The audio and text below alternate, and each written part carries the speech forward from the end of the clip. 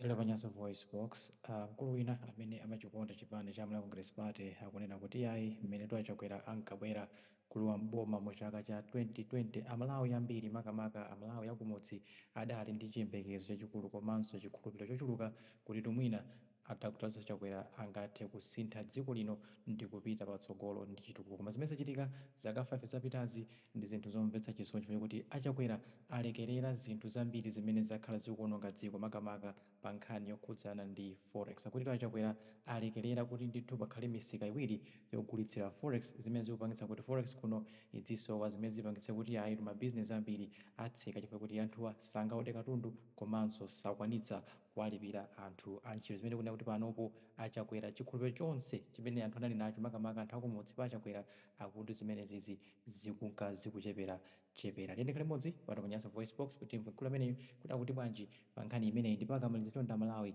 mutuza maganizo ano in the comment section below pano pa Nyasa voice box. Honorable Hassan, ndamva audio yanu, ndamva kulira kwanu, kudandaula kwanu, kuwapempha a president kuti mwina pa mavuto amene akuchitikawa amene aliwoonekera pamaso pa wina aliyense wa opposition ndife omwe amene tili mboma amene tikulamula komanso ndi anthu ena amene ali Malawi koma samatsata samatengana umbali ku nkhani yokhuzana ndi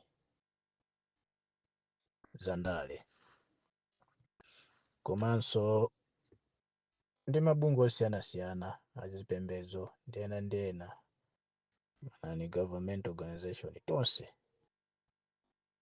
kulira kwathu ndikofanana. Ineyo mwachidule ndingolankhula mwachidule takhala tikulankhula nkhanizi za kulephera kwa maministers ena ndi anthu ena ogwira ntchito za boma, takhala tikulankhula ndithu ndipo takhala tikuwunikira ndithu kuti pali syndicate yayikulu imene ife Malawi Congress Party timalowa mboma tinayipeza imene inakhazikitsidwa ndi ma previous administrations. Vuto la setup ya ndale za dziko lathu la Malawi monga adalankhula olemekezeka Bendulo pa Facebook kuti timangosintha anthu akutsogolo koma amene ali mboma ogwira ntchito amakhala omwewo. Ndiye kusintha system kukhoza kukhala kovuta malinga ndi katero imene imapezeka msystem umo, ndiye anthu aja atayika kutsogolo aja amanguwapanga initiate basi nkuwalowetsa msystem.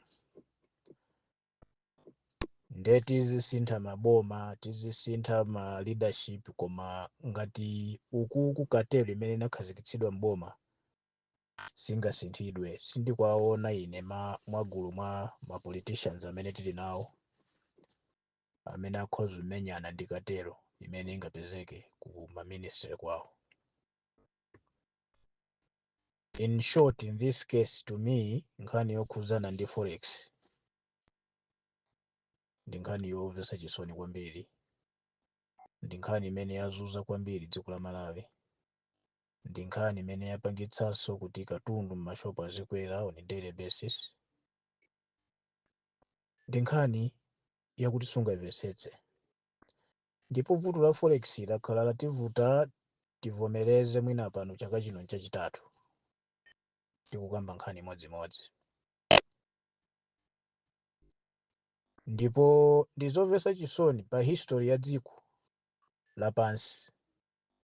Ineyo ndikoyamba kuona kuti a Reserve Bank Governor akunena zina, a Minister of Finance akuvomereza zina.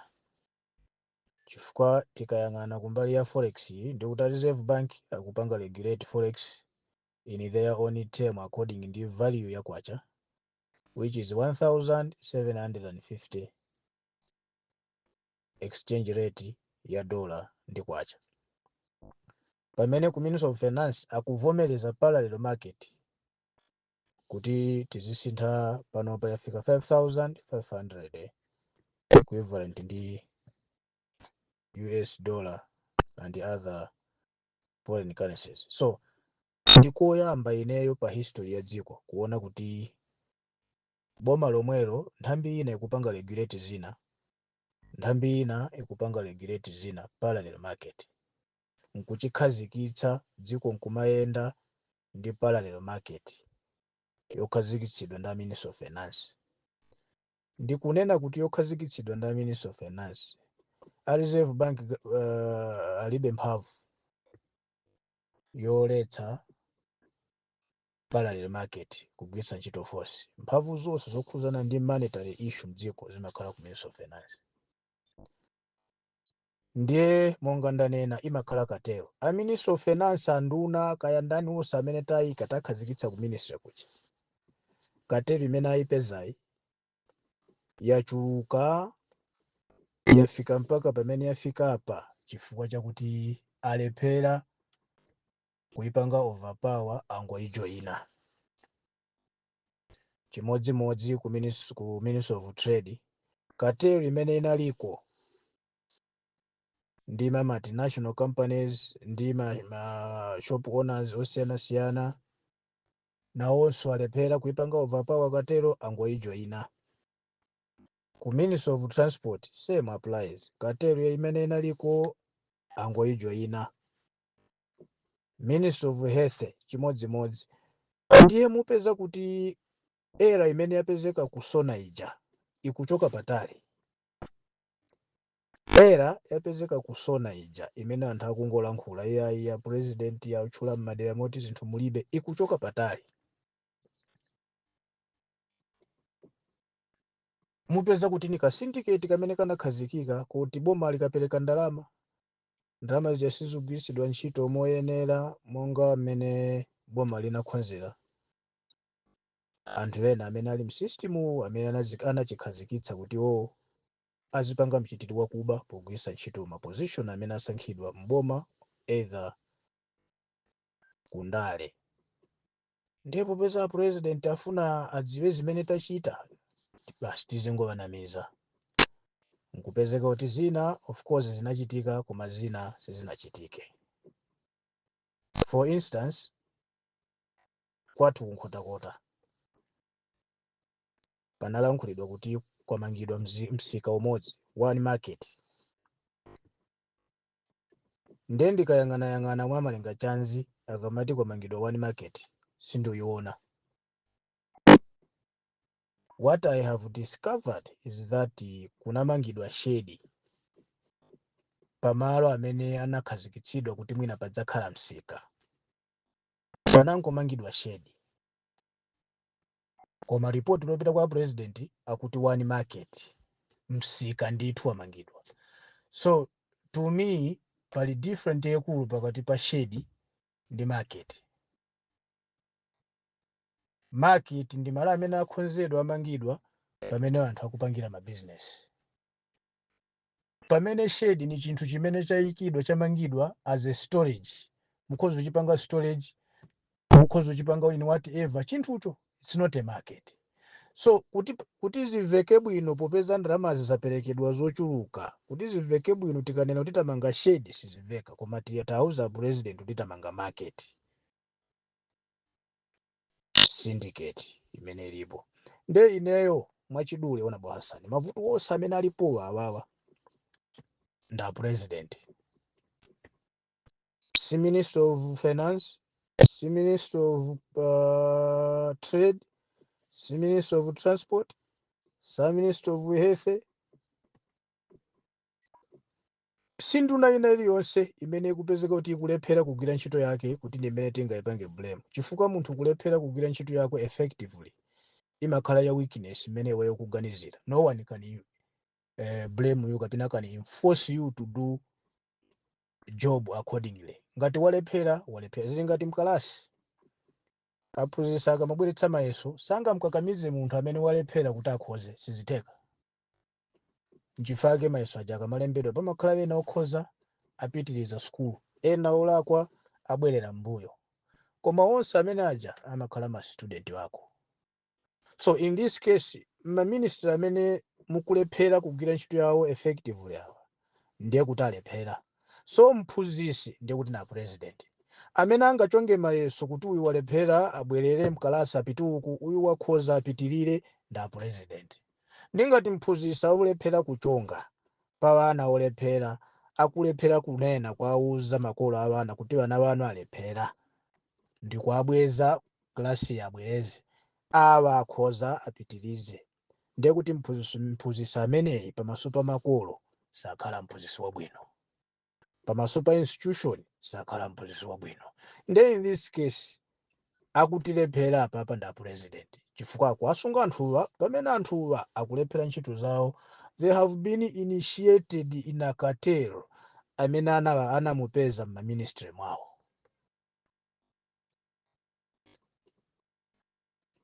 Andi kuvomereza kwina zimene ndikunena pazi kuti mwina a president amene akutilephera.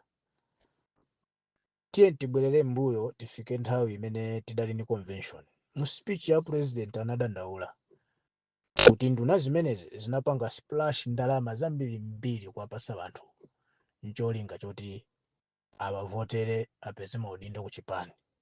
Ndipo nda president omwewo amene anadandaula kuti ayi muonetsa mchitidwe oyipa, mwamwaza ndalama zosadziwika kumene mwazitenga. Pachifukwa cha icho ndikuwuzani ma delegates msavotere munthu chifukwa kupatsa ndalama. Adalankhula speech yogwira bwino kwambiri yoti tonse datigwira mtima kuti apa our leaders zimene timaona ife yes amaona zimenezo. We expected kuti pakhala action imene angatenge against anthu amene akupezeka ni ndalama mchipani chathu cholamula chokoma zosadziwika kumene azitenga, koma palibe chimene chinachitika, anasiya. Ni nduna zomwezo zimene anthu tikudandaula kuti Forex Reserve Bank yapanga regulate mtengo ndu koma ku black market akuti izi ndiye anthu wonse kwachosa ndalama zawo apita kumene mwayika black market uku. Tetsani black market ya chinyengo zikukanika. Nduna zake zomwe zija amazilankhula nthawi convention zija akadazisunga mpaka lero zikadali ma position. Black market mayiku monse alimo when it comes to forex issue, koma chimene timadziwa nchoti imasiyana pang'ono ndi regulated amount ya reserve kapena ya ma commercial bank, zimasiyana pang'ono. Mwina bwezi zisiyana ni 5 kwacha 2 kwa even kumbuyo koseko black market inalipo imasiyana ni mwina 2 kwacha 3 kwacha. Koma chowalo amene walola awa kuti ichitudu siyana mpaka 4,000 3,000 usiyana ni normal regulated price walola ndi Ministry of Finance na amene akwalola anthu yawo. Chifukwa business imene iweyo sukuyifuna kuti izichitika mnyumba mwako singachitike. Koma utati waivomera business kuti izichitika mnyumba mwako ichitika. Mwachisanzo walola mashopu awiri mnyumba mwako. Shopu ina bread azigulitsa 1,700 walola. Shopu ina bread azigulitsa 5,500 walola. Ndiye kuti walola kuti wina yuja azibera abantu. Walola ndiwo chifukwa wose business izo achitira mnyumba mwako.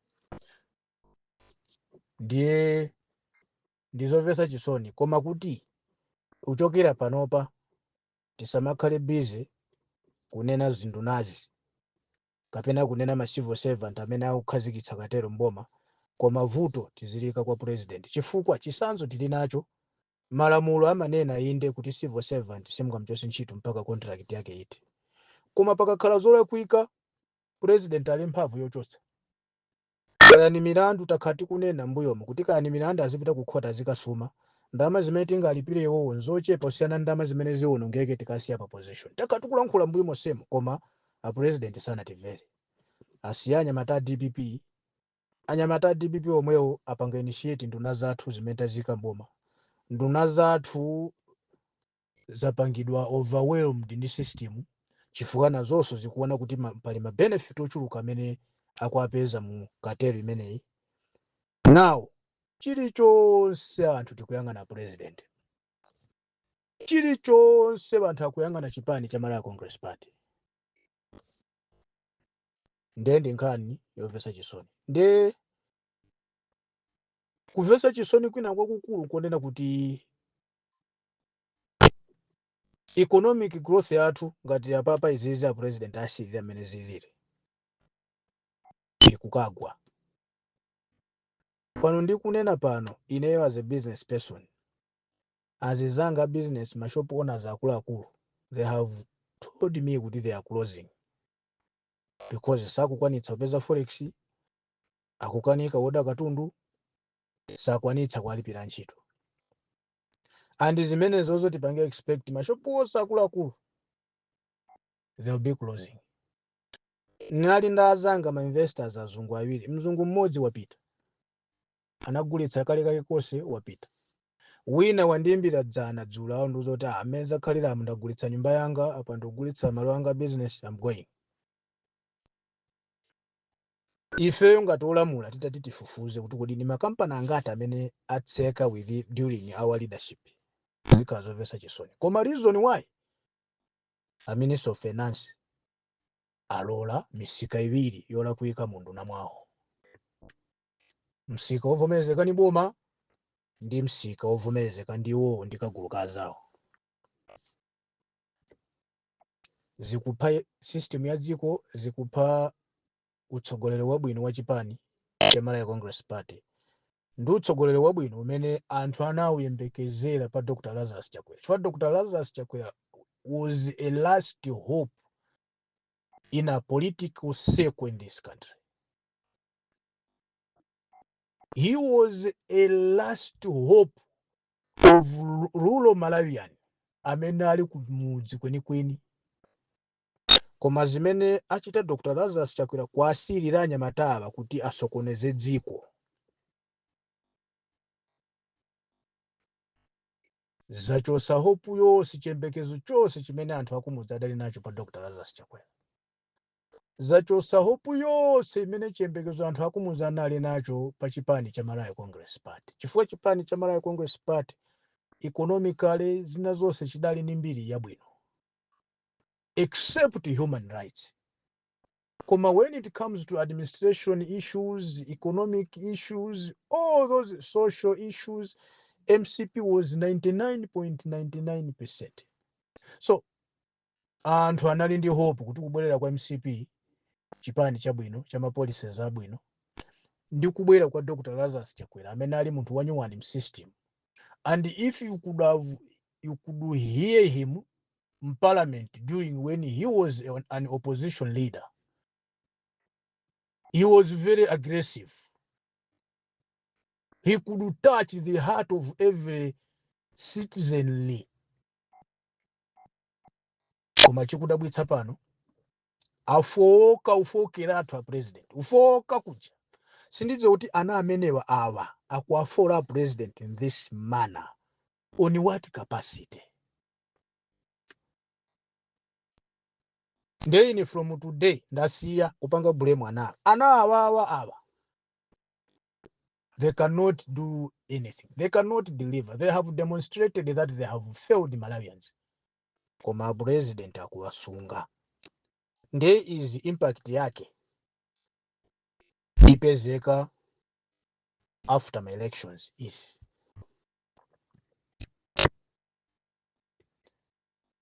Ndipo kuluza kumene Malawi Congress Party ingaluze pano chifukwa cha kulekerera pa zinthu. Zina zonse zili bwino. Koma vuto forex awapangitsa kuti katundu adole. Vuto Minister of Trade akuvomereza kuti aliyense azitchaja chilicho. Awa anthu naziwiri zizi zagwirizana chimozi kuti zizuza Malawi mdziko lino mdzina la chipani cha Malawi Congress Party. Ife mmene timayenda up and down, no let sidikimia, no lemekezeka akunkuyo kusaka mavoti, sitimembekezera kuti tidzakhala pano nkumazuzika mwadaladala chifukwa chakuti anyamata ena awa ali kutsogolowa alekerera kuti anthu ena mdziko lino azizuza anthu anzawo ncholinga chofuna kuti iwoka apindule. Last time ninapanga audio ndikubwerezanso leti imene apanga regulate a Reserve Bank ndi yeniyeni ya kwacha sikuti wanagwa, kwacha ali stable, ngakhale tikapita mayiko akunja ukasintha ikukhala leti yomweyo.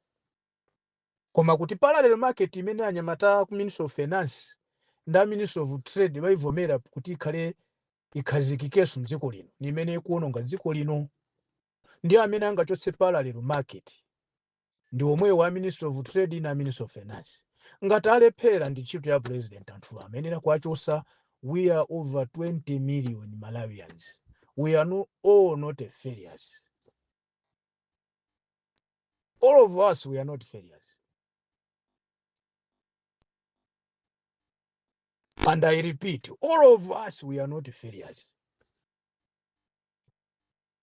Ndiye ineyo ndikubwereza mavuto tikukumana mdziko lino okuzana ndi economy nda president.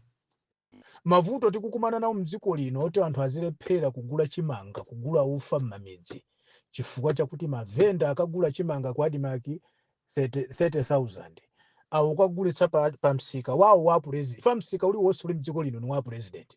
Au kagulitsa pa msika wa president 110,000. A president wonkusirira mavuto amene akukumana nawo anthu kumamizi na a president athu Dr. Lazarus Chakwera.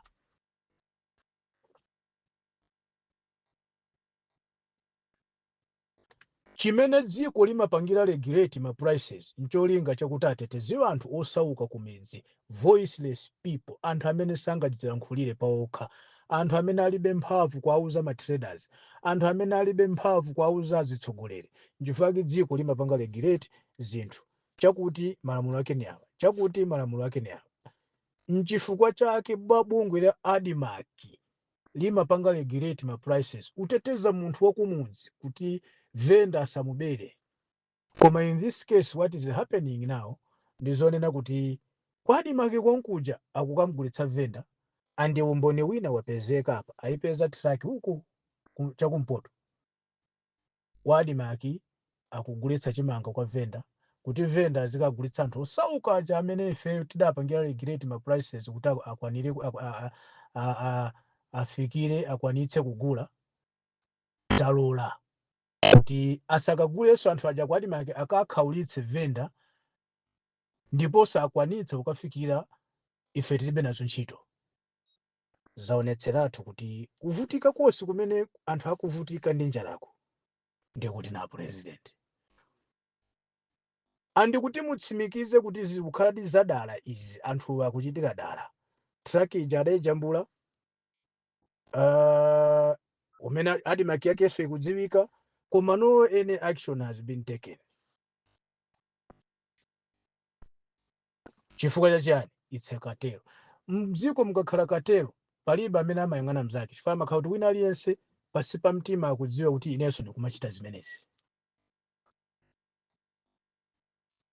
Nde ineyo kulankhula kwanga ndikumeneko. Vuto lalikulu tikukumana nalo kuno la ndibwereze vuto limene tikukumana nalo mdziko lino lalikulu lokhuzana ndi forex, lokhuzana ndi kudula kwa katundu, lokhuzana ndi kudula kwa ma transportation kapena issues of construction. Zose vuto na president ndi imene pamenepa ziko mkwambiri.